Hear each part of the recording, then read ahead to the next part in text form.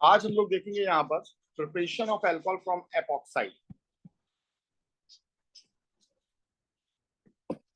Preparation of alcohol from epoxide. Epoxide जानते हो आप लोग क्या होती है? नहीं जानते हो? देखो बेटा, हाँ, जो साइक्लिक क्या होता है, ईथर होता है, ईस्टर नहीं, साइक्लिक ईथर होता है। इसी को हम क्या बोलते हैं? ये साइक्लिक ईथर है, ठीक है। और इसे हम क्या बोलते हैं? इसे हम एपॉक्साइड बोलते हैं, या ना, इसे हम बोलते हैं एपॉक्साइड, ठीक है। अब एक चीज समझिए जरा, यहां पर जो बहुत जरूरी चीज है, यहां पर हर एक कार्बन का हाइब्रिडाइजेशन कितना है? कितना है? sp3 हाइब्रिडाइजेशन है। तो यहाँ एंगल कितना होना चाहिए? 109 डिग्री 28 मिनट। इतना एंगल होना चाहिए कि नहीं होना चाहिए? ठीक है। पर यहाँ एक्चुअल में एंगल कितना बन रहा है? 60 डिग्री। कितना बन रहा है? साइक्लिक ईथर में 60 डिग्री। यानी इसे लगभग ऐसे होना चाहिए, देखिए, यहाँ ये कार्बन लगा है, यहाँ पर ये ऑक्सीजन लगा है, और यहाँ पर एंगल होना चाहिए 109 डिग्री 28 मिनट। अब देखो, आपकी गर्दन काय के लिए बनी? बिल्कुल सीधे रहने के लिए। अब मैं आपकी गर्दन को ऐसे दबा कर रखूं कि आपकी जो चिन है वो बिल्कुल आपके यहाँ पर नीचे टच करे, और मैं दिन भर ऐसे दबा कर रखूं तो कितना स्ट्रेन होगा? बहुत ज्यादा स्ट्रेन होगा कि नहीं होगा? ठीक है ना। तो बिल्कुल यही हालत किसकी होती है? साइक्लिक ईथर्स की रहती है। 109 डिग्री पर रहना और रहे कितने पर रहे? 60 डिग्री पर, ठीक है। मतलब 60 का डबल 120 होता, और ये 109 के आसपास है। तो यहाँ पर बहुत ज्यादा स्ट्रेन होता है। यहाँ होना चाहिए 109 degree, but it is on 60 degree. So high angle strain, बहुत ज्यादा एंगल स्ट्रेन रहता है। और ज्यादा एंगल स्ट्रेन होने की वजह से ये बहुत ज्यादा तेज रिएक्टिव होते हैं। ये बहुत तेज रिएक्टिव होते हैं। कौन? साइक्लिक ईथर या एपॉक्साइड्स। तो अब देखो, यहां पर हम क्या रिएक्शन कराते हैं? CH2 ये आपका ऑक्सीजन है, ये है। तो यहाँ पर अगर हम एक ग्रिग्नार्ड रिएजेंट के साथ में रिएक्शन करा दें, CH3 MgBr, ये पॉजिटिव है, ये नेगेटिव है। तो ये आपका देखो नेगेटिव है, तो ये क्या है? एक न्यूक्लियोफाइल की तरह काम करेगा, और ये न्यूक्लियोफाइल इस कार्बन पर अटैक मार देगा, या दूसरे वाले पर भी अटैक डलवा सकते हो, सेम ही बात है। जब ये इस पर अटैक मारेगा तो यहाँ पर फॉर्मेशन हो जाएगा CH2, ये आ गया ऑक्सीजन, ये हो गया CH2, ये हो गया CH3, और यहाँ पर कौन लग गया बेटा? वही MgBr। अब इसे क्या करोगे? पानी दे दो सिंपली। पानी डालने देने पर OH मैग्नीशियम के साथ में लग जाएगा, और H ऑक्सीजन के साथ में लग जाएगा, और ये अल्कोहल का फॉर्मेशन हो गया, OH CH2। ठीक है, समझ में आ गई बात? ठीक। अब देखिएगा, अभी तक तो था सिमेट्रिकल एपॉक्साइड, हमने ले लिया एसिमेट्रिकल एपॉक्साइड। CH2 ये लगा है, ऑक्सीजन ये लगा। यहां पर अगर हम ग्रिग्नार्ड रिएजेंट का अटैक करवाएंगे तो किस साइड अटैक करेगा? क्या कोई मुझे बता सकता है? और क्यों?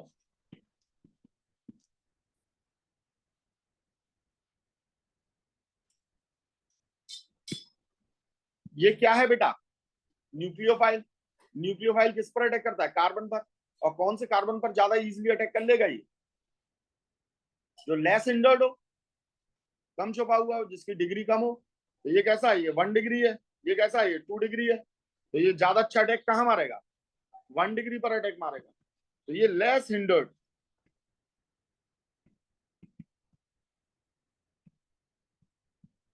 कार्बन पर अटैक करेगा।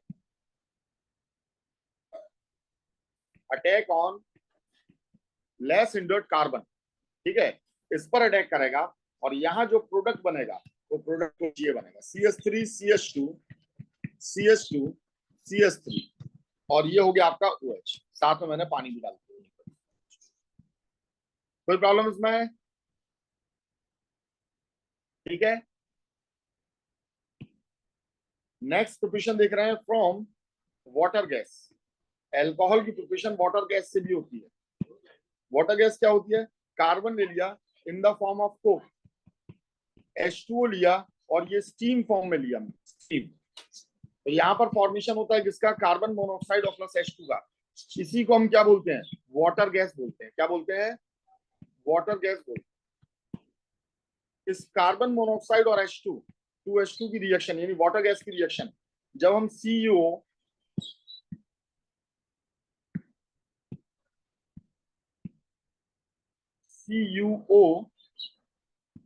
या ZNO या Cr2O3, ठीक है, इसके साथ 200 एटीएम प्रेशर पर और 673 केल्विन टेम्परेचर पर जब हम कराते हैं तो ये फॉर्मेशन करता है CH3OH, CH3OH का फॉर्मेशन करता है। और इस प्रोसेस से सिर्फ और सिर्फ आप मिथनॉल ही बना पाते हो, मिथनॉल का फॉर्मेशन होता है, ओनली मिथनॉल। तो ये वाटर गैस से भी इसका प्रिपरेशन होता है। क्लियर, लिख लीजिए फटाफट।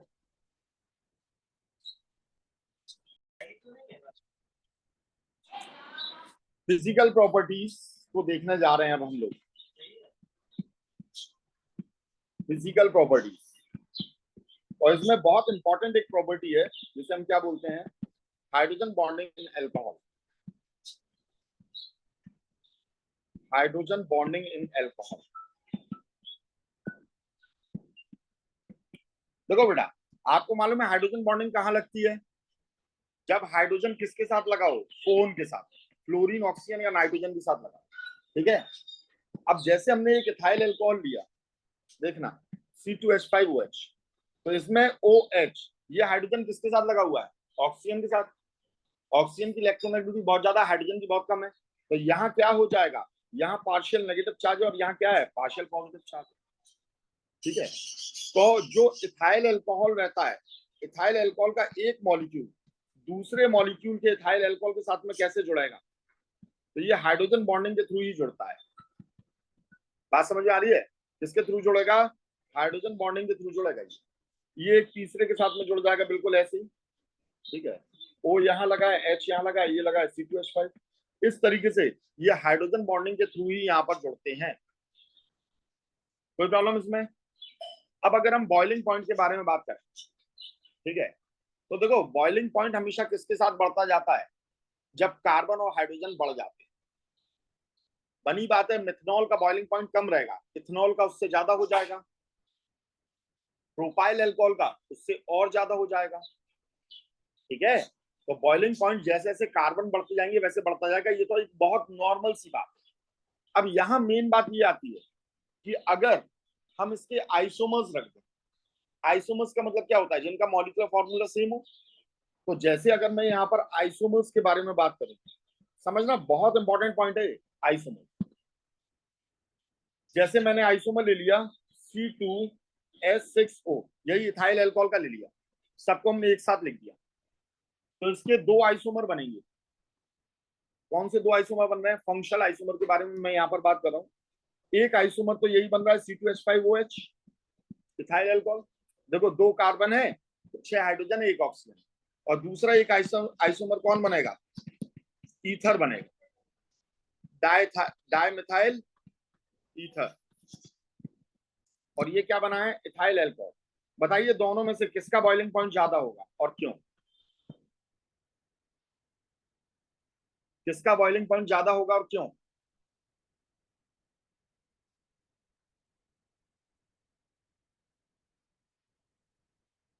बोलो भाई, शिका, मायरा,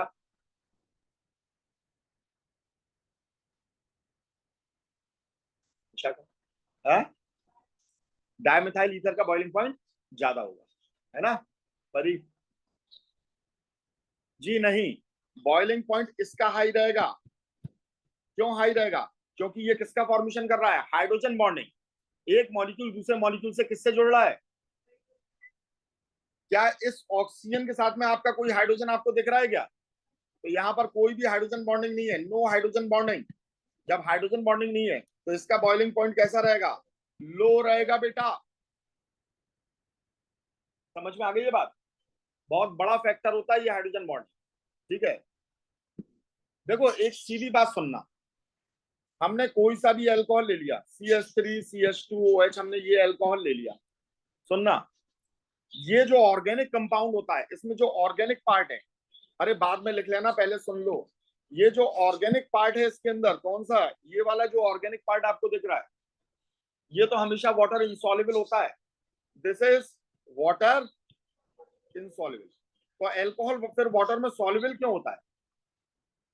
भाई आदमी अल्कोहल अगर पीता भी है तो पानी में डाल के पीता है।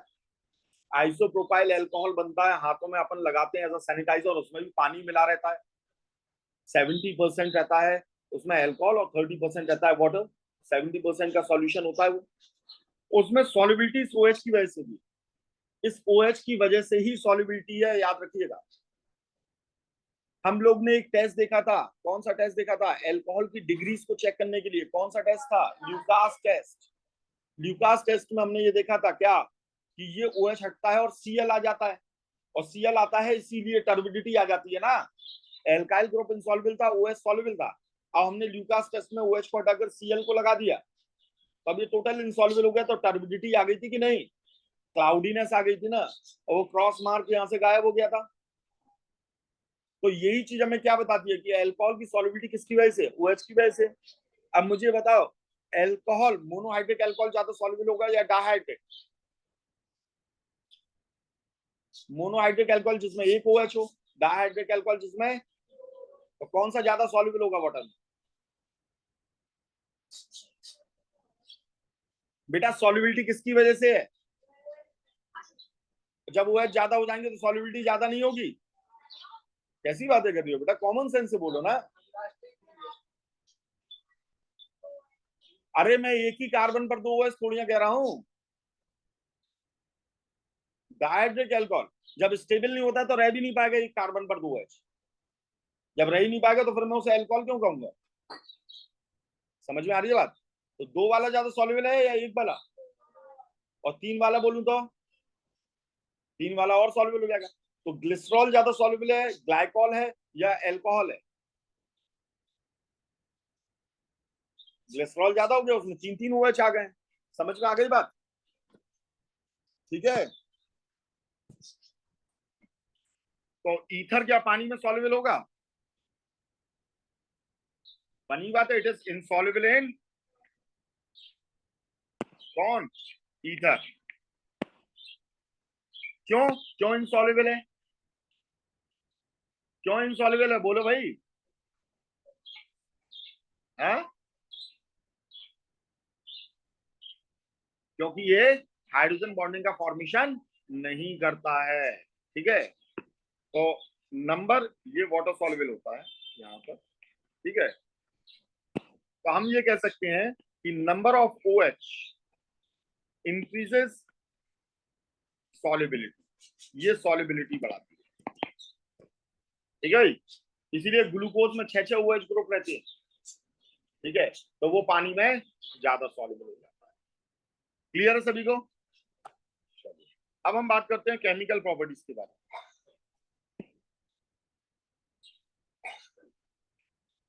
Chemical properties of alcohol. तो एल्कोहल किस टाइप की रिएक्शन बनाएंगे? सबसे पहले तो मुझे ये बताइए, किस टाइप की रिएक्शन को शो करेंगे अल्कोहल? ये सबसे पहले सब्स्टिट्यूशन रिएक्शन को शो करेंगे, और किसे शो करेंगे? हाँ, वेरी गुड बेटा, एलिमिनेशन को शो करेंगे। एलिमिनेशन करेगा तो ये क्या बनाएगा? वेरी गुड, एल्कीन और एल्काइंस का फॉर्मेशन कर सकते हैं ये एलिमिनेशन करके। सब्स्टिट्यूशन, सब्स्टिट्यूशन में क्या होगा? OH हटेगा, इसकी जगह कोई दूसरा ग्रुप आ जाएगा, हम लगा सकते हैं उसे। ठीक है। और कौन सी रिएक्शन शो कर सकते हैं?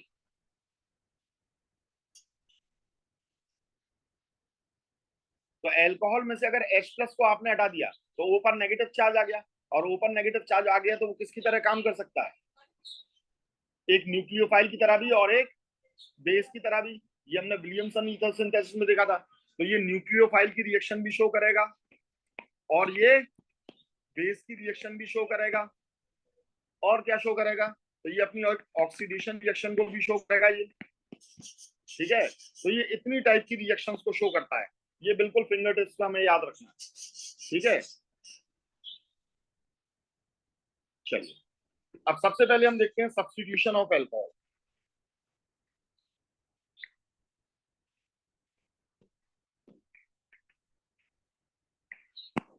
हमें एल्कोहल को सब्स्टिट्यूट करना है, यानी OH को हटाना है, और OH की जगह हमें किसे लगाना है, डिफरेंट डिफरेंट ग्रुप्स को लगाना है। ठीक है, तो एक चीज देखिएगा, OH को हटाकर दूसरे ग्रुप को लगाना है, तो OH को हटाने के लिए OH को खतरा किससे रहता है, H प्लस से। OH is not a good leaving group, very good Mahira. OH is not a good leaving group, इसे खतरा किससे है, H प्लस से खतरा है, H प्लस से खतरा है। ठीक है, तो अगर H प्लस दे दोगे तो ये OH हट जाएगा, और OH हट जाएगा तो कार्बोकेटाइन आ भी सकता है, या आपने स्ट्रॉन्ग बेस यूज किया तो बगल से हाइड्रोजन निकलेगा, एलिमिनेशन रिएक्शन हो जाएगा। ठीक है, और कार्बोकेटाइन बनाए तो आप इधर पे दूसरे न्यूक्लियोफाइल को भी अटैक करा सकते हो कि नहीं, समझ में आ गई बात। तो this is not a good leaving group, ये एक अच्छा लीविंग ग्रुप नहीं होता है, not a good leaving group. और जब अच्छा लीविंग ग्रुप नहीं है, जब ये एक अच्छा लीविंग ग्रुप नहीं है, तो आप यहाँ पर सिंपली इसे हटाने के लिए अच्छी लीविंग ग्रुप में कन्वर्ट कर सकते हो H प्लस से, या Zn से भी कर सकते हो, आप इससे कर सकते हो, Zn से भी कर सकते हो। ठीक है, तो देखिए जैसा हम वहां एल्काइल हैलाइड में करते थे कि हमने ये Cl लिया और इसकी रिएक्शन हमने KCN के साथ कराई थी, तो क्या होता था, यहां पर Cn यानी साइनाइड आ जाता था। ठीक है, अगर हम इसकी रिएक्शन किसके साथ कराते थे, बेस के साथ कराते थे, तो क्या होता था,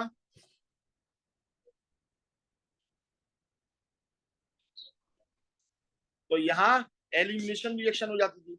भाई हेलोजन को किससे खतरा है, बेस से खतरा है, तो बिल्कुल सेम इसी टाइप की रिएक्शंस को ये शो करेगा, इसी टाइप की रिएक्शन को ये शो करेगा।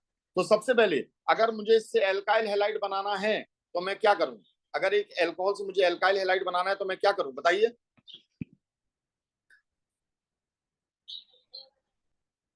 एल्काइल हैलाइड के मेथड ऑफ प्रिपरेशन में देखी थी हमने ये प्रोसेस, क्या क्या यूज करते हैं, कौन कौन से रिएजेंट, मैंने कहा है सारी रिएक्शंस रिपीट होंगी, कौन कौन से रिएजेंट,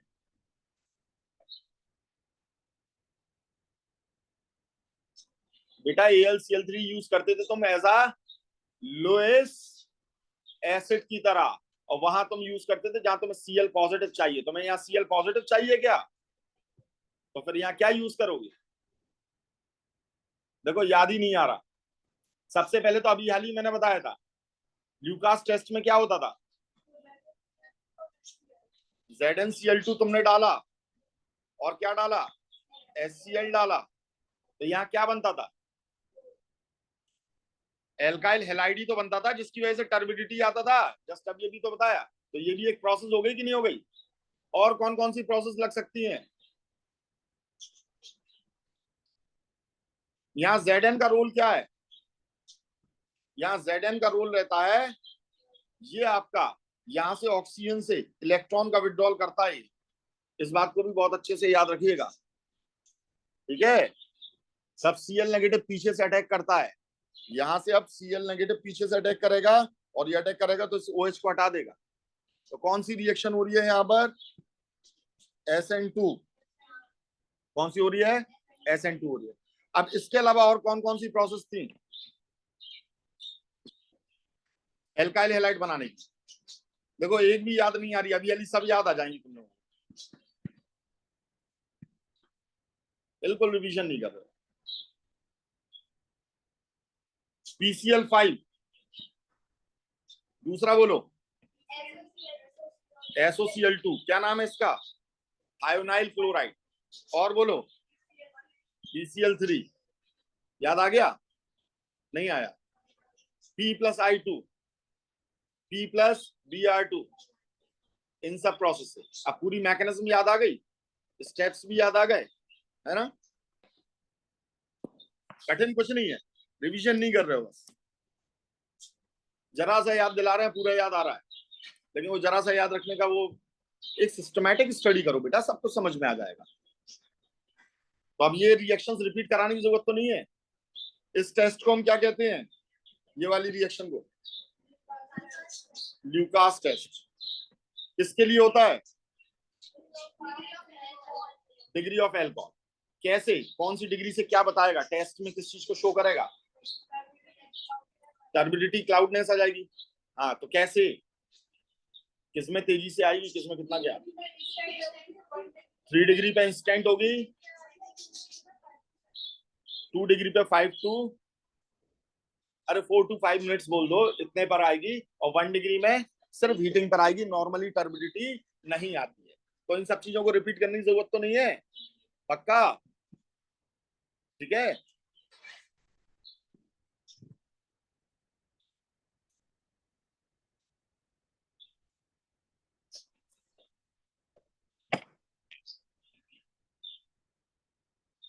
अब देखो, कभी भी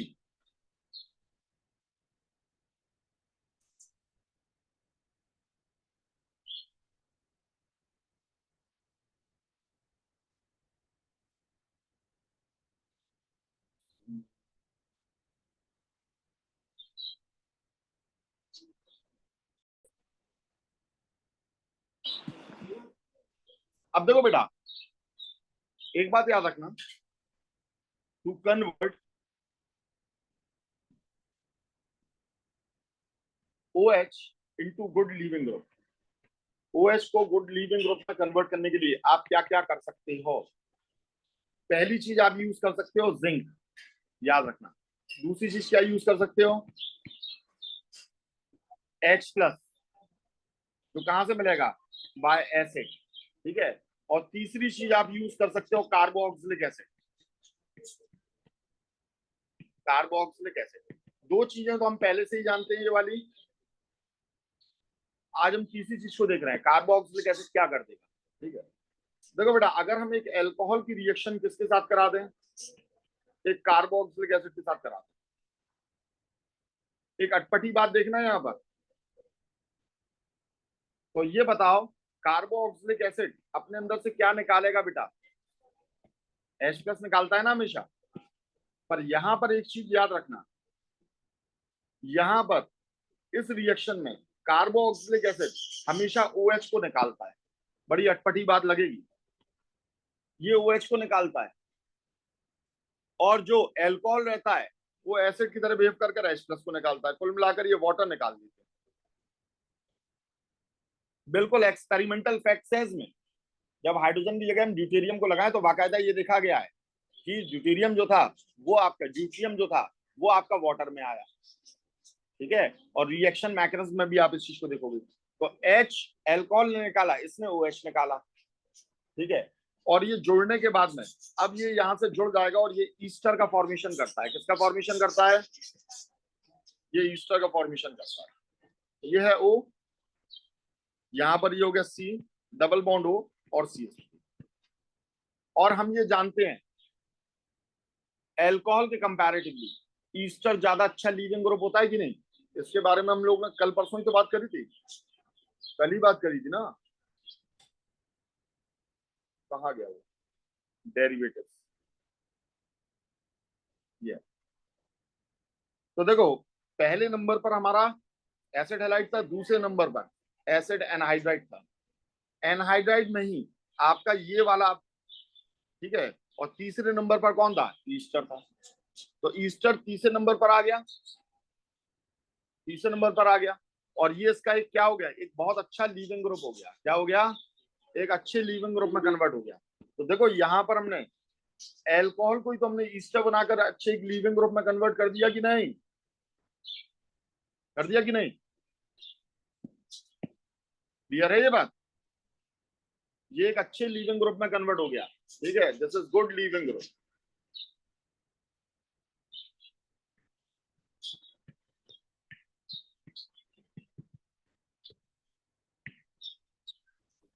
ठीक है, कोई प्रॉब्लम इसमें, उम्मीद है समझ में आ गया होगा अच्छे से। तो OH ग्रुप को एक अच्छे लीविंग ग्रुप में अगर आपको कन्वर्ट करना है तो आप क्या क्या कर सकते हो, तो Zn और H+ एसिड के द्वारा, या फिर आप कार्बोक्सिलिक एसिड के साथ में रिएक्शन कराकर इसे कन्वर्ट कर सकते हैं। अब नेक्स्ट हम देखते हैं डिहाइड्रेशन ऑफ एल्कोहल। और इसमें कौन सी मैकेनिज्म आ जाएगी बताइए? डिहाइड्रेशन ऑफ एल्कोहल है। डिहाइड्रेशन ऑफ एल्कोहल का मतलब क्या हुआ? मतलब हमने यहाँ पर क्या कर दिया? डिहाइड्रेशन का मतलब ये होता है कि वाटर के एलिमेंट्स को वाटर के रेशियो में निकाल दिया हमने 2:1 में। ठीक है, वाटर के एलिमेंट्स कौन है? हाइड्रोजन और ऑक्सीजन। तो इधर से OH और इधर से हमने किसे निकाल दिया? H+ को निकाल दिया। और जब इसे निकाल दिया तो यहाँ किसका फॉर्मेशन हो गया? एल्कीन का। दो टाइप की एल्कीन बनेगी, एक मेजर और एक माइनर। तो ये हो जाएगी मेजर और ये हो जाएगी माइनर। कैसे? ZZF या मोर एल्काइल ग्रुप या हाइपर कॉन्जुगेट्स की मदद से आप इस चीज को देख सकते हैं। क्लियर है? तो ये रिएक्शन की मैकेनिज्म क्या हुई बेटा? कौन सी मैकेनिज्म कहलाएगी? सबसे पहले कौन सी रिएक्शन की टाइप है ये? सब्स्टिट्यूशन, एडिशन या एलिमिनेशन? तो बनी बात है, यहाँ एलिमिनेशन हो रहा है। क्या हो रहा है? एलिमिनेशन हो रहा है। और देखो ये एलिमिनेशन बेटा सुन लेना, E1 होगा या E2 होगा, ये इस बात पर डिपेंड करता है, पहली बात तो लीविंग ग्रुप कैसा है, और दूसरी बात बेस कितना स्ट्रॉन्ग ले, बेस कितना स्ट्रॉन्ग ले रहे हो। E1 CV में तो बैड लीविंग ग्रुप होता है, NH2 होता है। ठीक है, E1 और E2 में देखेंगे तो यहाँ पर क्या ये एक OH एक अच्छा लीविंग ग्रुप है? नहीं, ये एक अच्छा लीविंग ग्रुप नहीं है। तो फिर हमें स्ट्रॉन्ग बेस चाहिए पड़ेगा। ठीक है, तो अब हम यहाँ पर, अब हमें ये देखना है क्या हम बेस यूज कर रहे हैं कि नहीं कर रहे हैं। है?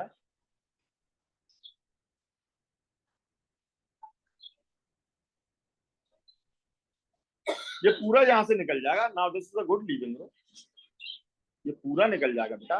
हाँ हाँ, ये कहानी दूसरी रहती है एक्चुअली, अभी उसकी मैकेनिज्म पढ़ाएंगे तब समझ में आएगी। ठीक है, चलिए अभी वो मैं पढ़ाऊंगा ईस्टरिफिकेशन प्रोसेस, यहाँ भी पढ़ाऊंगा, कार्बोक्सिलिक एसिड में भी पढ़ाऊंगा, तब आपको ये बात अच्छे से समझ में आएगी। अभी इस पर फोकस करें। तो यहाँ पर हमें क्या चाहिए? एक बेस। अच्छा, अगर मैं बेस ना यूज करके एसिड यूज कर लूं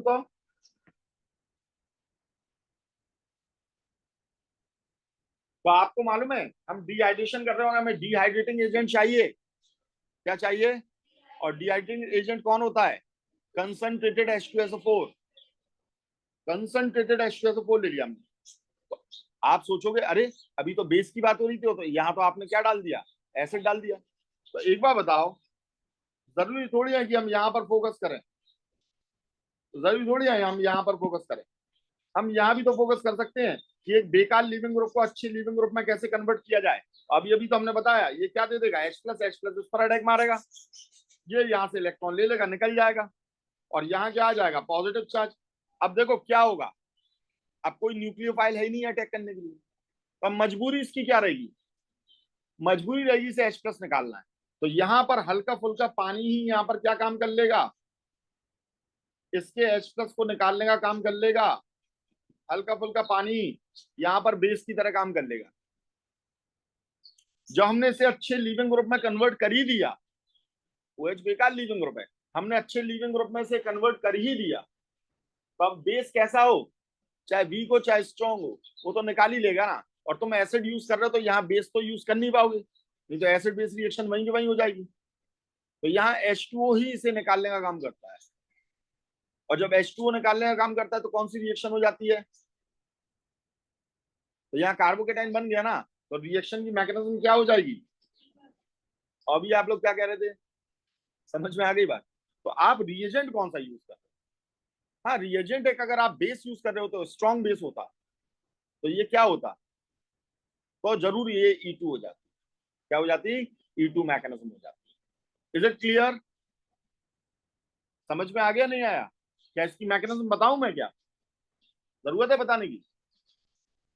अरे ऐसी तो समझा दिया हमने, अटैक किया, यहाँ लगा, H2O पर पॉजिटिव चार्ज आया, इसने यहाँ से इलेक्ट्रॉन निकाला, फिर कौन बन गया, कार्बोकेटाइन बन गया। और जब कार्बोकेटाइन बन गया तो H2O ने बगल से H+ से निकाला और उससे निकाला तो यहाँ पर डबल बॉन्ड का फॉर्मेशन हो गया, एल्कीन बन गया। क्लियर है? चलो फिर आज इतना ही।